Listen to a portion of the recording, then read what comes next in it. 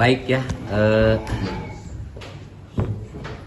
gugatan perceraian atas nama Sina Sherina Munaf yang kita kenal Sherina Munaf ya, itu sudah masuk ke Pengadilan Agama Jakarta Selatan, terdaftar tanggal 16 Januari 2025 ya.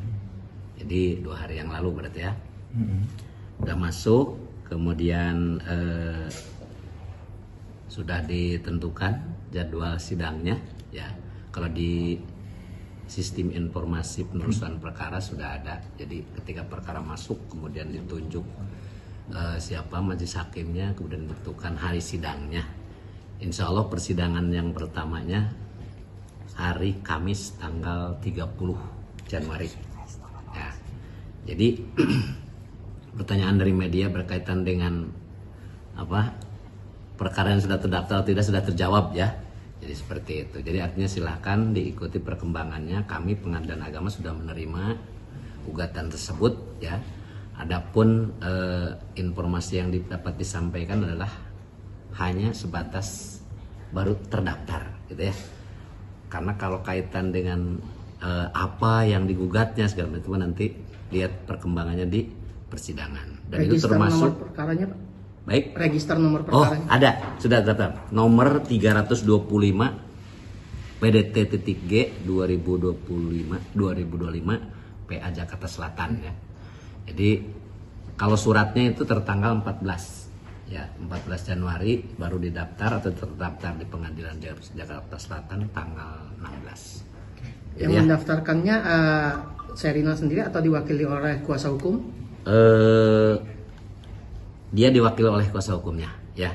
Kuasa hukumnya ini Arifin and Associates ya. Ada sudah terdaftar ya. Jadi pakai kuasa ya. Pendaftarannya adalah melalui ekor ya. Jadi pendaftaran secara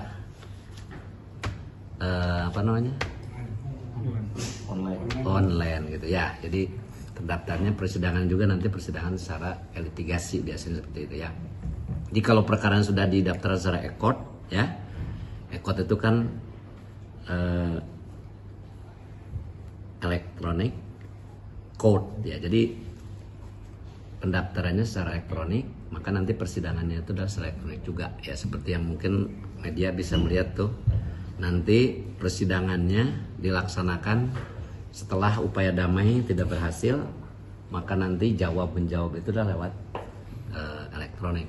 Berarti bisa disebut bahwa sidang perdana keduanya harus hadir, Pak ya? Wajib ya. Dalam undang-undangnya memang wajib hadir karena memang wajib didamaikan dulu gitu ya. Jadi dalam perkara ekot atau litigasi itu nanti yang wajib hadir para pihak itu pertama ketika upaya damai ya. Karena wajib didamaikan menurut undang-undang. Kemudian ada peraturan Mahkamah Agung tentang proses mediasi di pengadilan. Kemudian nanti setelah selesai jawab menjawab, mereka wajib hadir lagi pada saat pembuktian. Jadi pada saat pembuktian mereka sama-sama juga harus hadir gitu ya. Nah itu ada dua momen yang mereka pihak-pihaknya harus hadir gitu ya.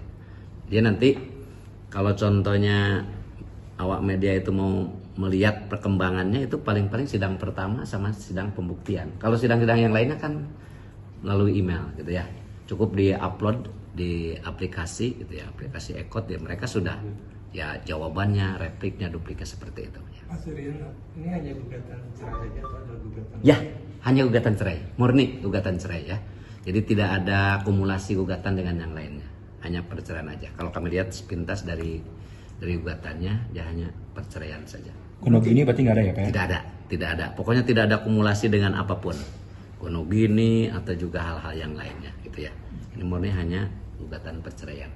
Masuk laporannya kemarin banget Pak. Kenapa? Kemarin masuk. Iya, tanggal 16. Ya, jadi baru daftar, kemudian tadi media banyak yang sudah mempertanyakan, mengkonfirmasi apa sudah masuk belum, ya kami langsung udah mencatatnya atau melihatnya di sistem informasi pengadilan. Gitu.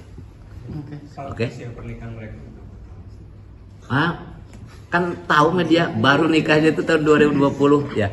Belum 4 tahun ya. Ya belum 4 tahun. 2020 kan pernikahan mereka itu.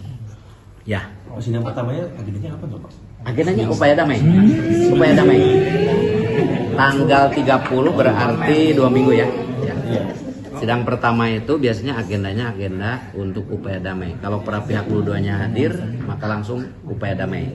Mereka diperintahkan didamaikan dulu oleh majelis hakim, kemudian nanti juga diperintahkan untuk melakukan mediasi dengan mediator. Ya, kalau semuanya datang.